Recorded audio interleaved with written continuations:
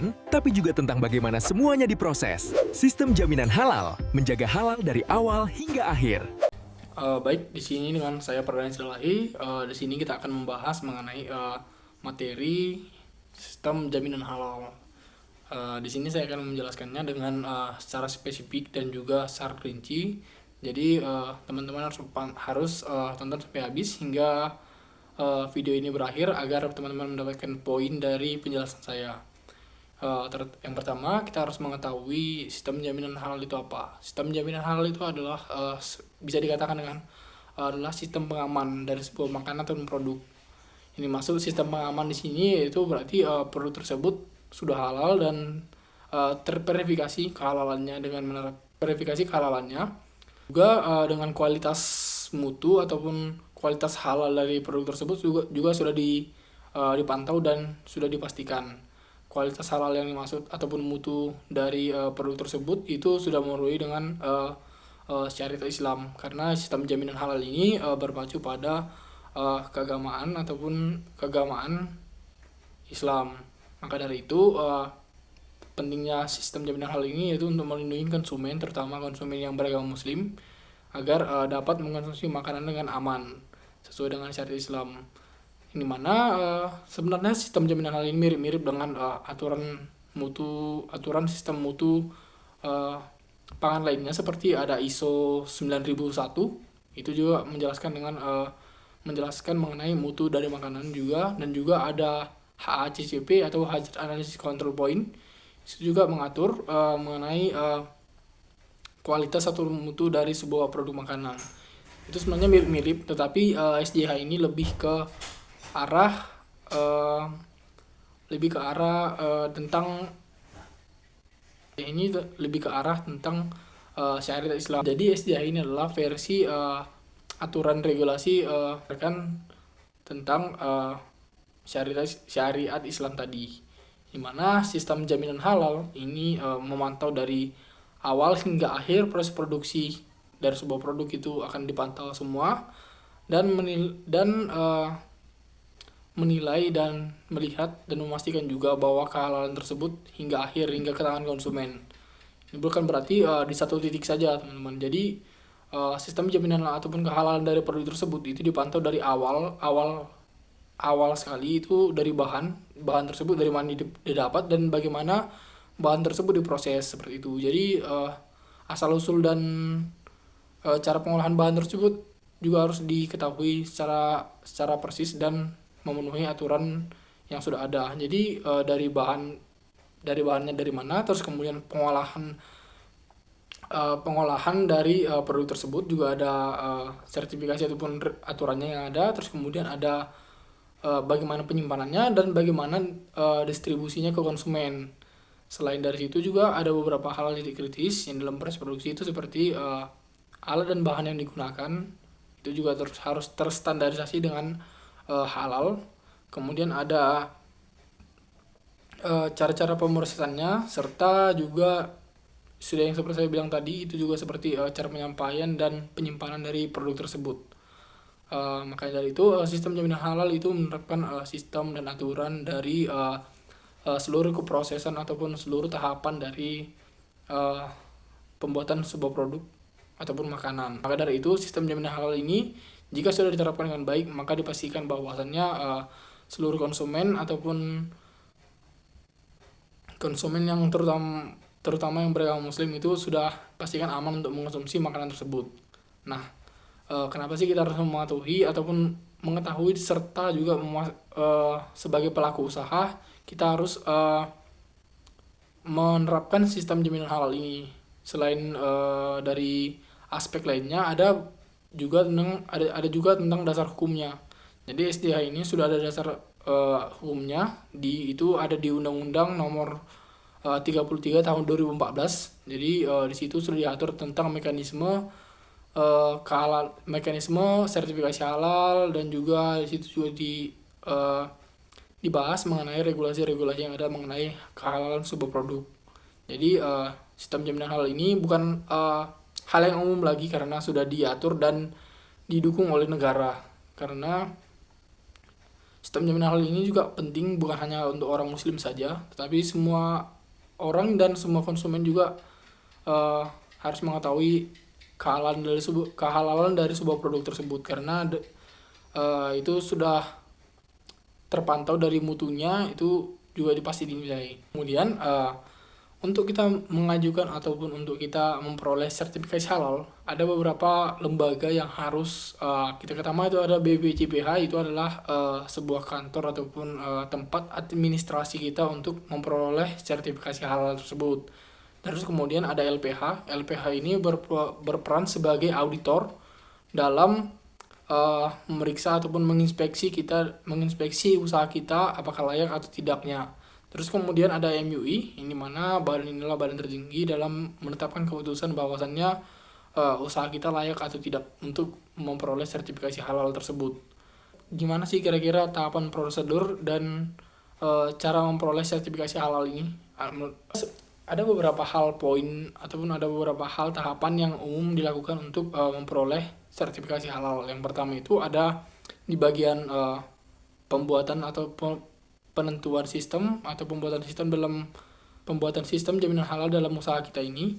Kita harus membuat sistem kita tersendiri terlebih dahulu mengenai mengenai kehalalan dari produksi kita.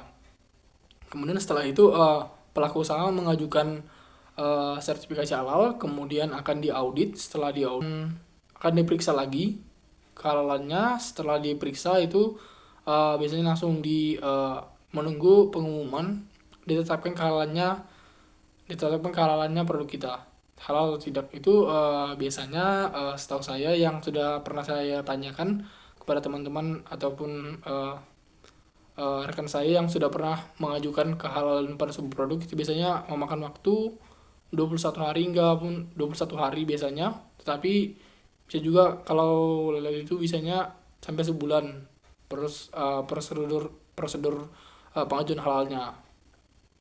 Dari prosedur untuk memperoleh sertifikasi halal ini ada yang namanya kriteria halal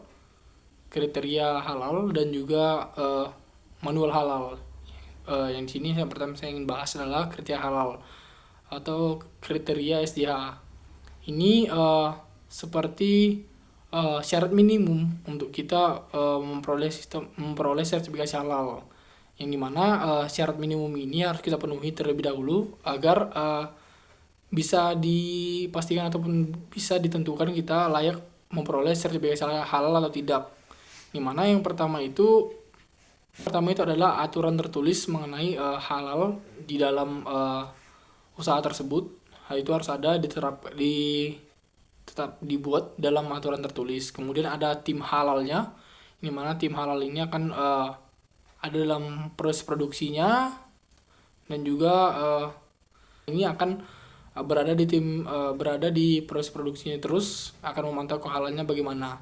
Terus kemudian ada kontrol bahan, yang dimana di sini akan selalu memastikan bahan-bahan yang digunakan itu sudah terverifikasi halal dan sudah terbukti kehalalannya. Kemudian ada prosedur produksi, yang dimana di prosedur ini akan dilihat bagaimana alur produksinya, apakah sesuai dengan aturan atau tidak. Terus kemudian ada evaluasi secara berkala. Evaluasi secara berkala ini akan melihat kesalahan ataupun kemungkinan terjadinya titik kritis di dalam tahapan proses produksi tadi.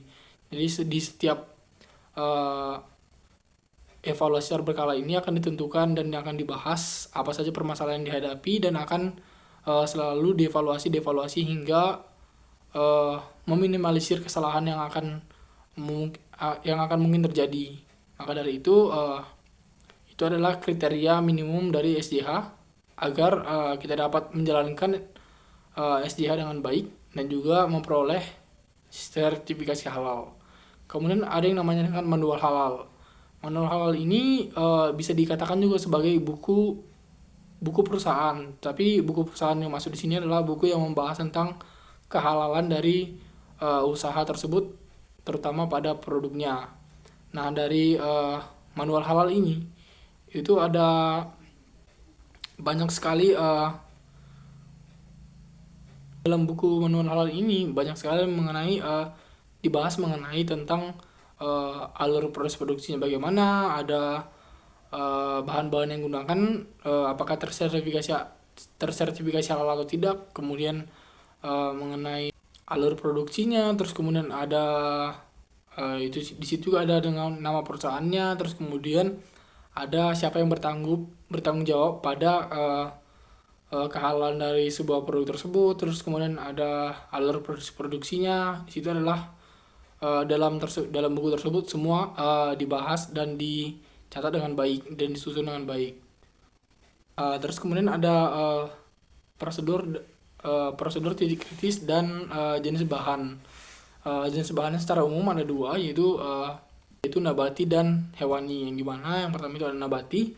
Nabati ini umumnya dari tumbuhan, itu biasanya halal, tetapi belum tentu halal karena ada beberapa titik kritis ataupun beberapa proses yang harus diperhatikan yang mungkin menyebabkan kontaminasi terhadap produk tersebut, bahan tersebut, bahan nabati tersebut. Contohnya nih, misalnya dari bahan nabati tersebut kita akan melakukan ekstraksi, di mana ekstraksinya itu harus dilihat. Contohnya apakah ekstraksinya itu menggunakan alkohol atau tidak. Nah dari situ menggunakan alkohol atau tidak, dan juga seperti bahan tambahan lainnya harus diperhatikan juga apakah sudah terverifikasi halal atau tidak, karena nanti tentunya pasti akan mempengaruhi hingga akhir dari bahan nabati tadi.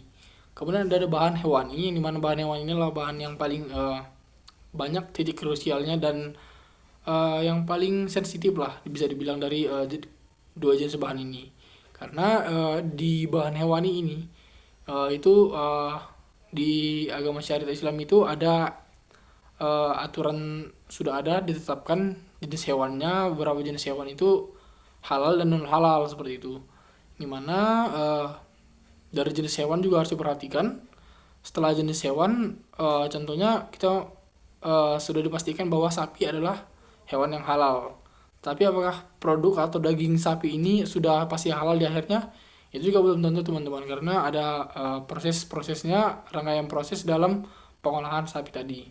Contohnya dalam penyembelihan sapi, penyembelihan hewan ataupun sapi tadi itu ada aturannya juga, karena dalam setahu saya ya, proses penyembelihan itu dilakukan, ada tekniknya. Tekniknya ini katanya bisa membuat hewan tersebut tidak merasa sakit dan tidak menderita. Maka dari itu juga harus diketahui bagaimana tentang penyembelihan hewan tersebut, dan juga tentang alat yang digunakan, apakah terverifikasi dan sudah steril dan tidak terkontaminasi dengan bahan-bahan non halal lainnya, dan juga tentang penyimpanan hingga distribusinya nanti bagaimana. Itu harus diperhatikan semua, karena itu banyak sekali titik-titik yang harus titik kritis dalam pengolahan hewani tersebut yang perlu diperhatikan, karena rawan kontaminasi dan bisa menyebabkan produk olahan tersebut menjadi tidak halal. Nah, setelah kita mengetahui titik-titik kritis tadi mengenai dua bahan bahan tadi, yang mana ada bahan hewani dan bahan nabati. Kemudian proses audit halal, yang dimana sebelum ke proses audit halalnya kita harus mengetahui bagaimana sih atau apa saja syarat untuk menjadi auditor halal tersebut. Yang pertama itu tentunya harus beragama muslim, kemudian harus jujur, disiplin, dan juga tidak memihak kepada siapapun. Kemudian itu harus data yang harus diperoleh itu harus dirahasiakan. Nah, itu adalah syarat untuk menjadi auditor untuk sertifikasi halal. Kemudian bagaimana sih prosedurnya untuk melakukan auditor halal ini? Ada beberapa tahapan yang dimana untuk melakukan auditor halal. Yang pertama itu adalah pemeriksaan dokumen. Dokumen ini juga termasuk pada manual halal tadi, akan diperiksa semua. Kemudian ada observasi lapangan, yang dimana di sini akan diperiksa secara langsung, turun secara langsung ke tahap produksi, tahap pengolahan dari produk tersebut. Kemudian melakukan wawancara. Wawancara di sini bisa ke karyawan, ke pelaku usaha, terus kemudian ke konsumen ataupun masyarakat sekitar. bisa dilakukan. Kemudian wawancara itu dilakukan dengan pencatatan temuan. Pencatatan temuan di sini bisa saja temuan di sini dicatat apa saja yang ditemukan dalam audit halal tadi.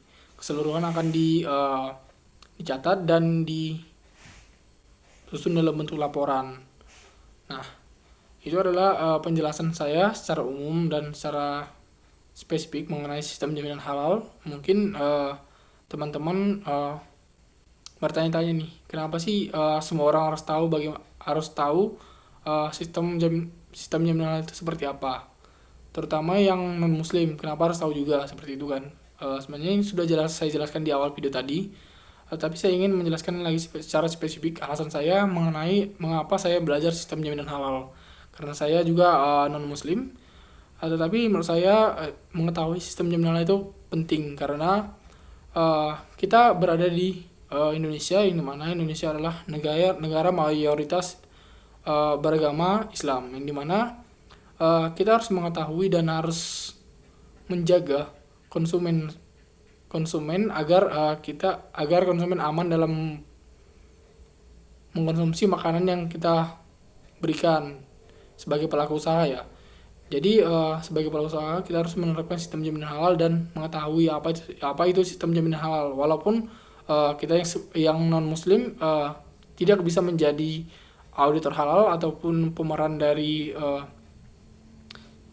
utama dalam sistem jaminan halal tersebut, tetapi kita harus mengetahui karena di Indonesia adalah pasar konsumennya adalah bermayoritas beragama Islam. Jadi kita harus mengetahui apa saja yang harus kita ketahui mengenai halal dan sistem jaminan halal, karena itu kan hal ini sebenarnya tidak berorientasi terhadap agama saja menurut saya, tetapi ini juga sudah termasuk mengenai perlindungan terhadap konsumen, karena sistem jaminan halal ini juga melihat mutu dan melihat semua alur proses produksi yang berlangsung pada pembuatan produk tersebut. Jadi sekian video dari penjelasan saya mengenai sistem jaminan halal. Jika teman-teman ada ingin bertanya, mungkin bisa di kolom komentar, dan juga teman-teman jika saya ada salah kata dan kekurangan, saya mohon maaf. Sekian dan terima kasih.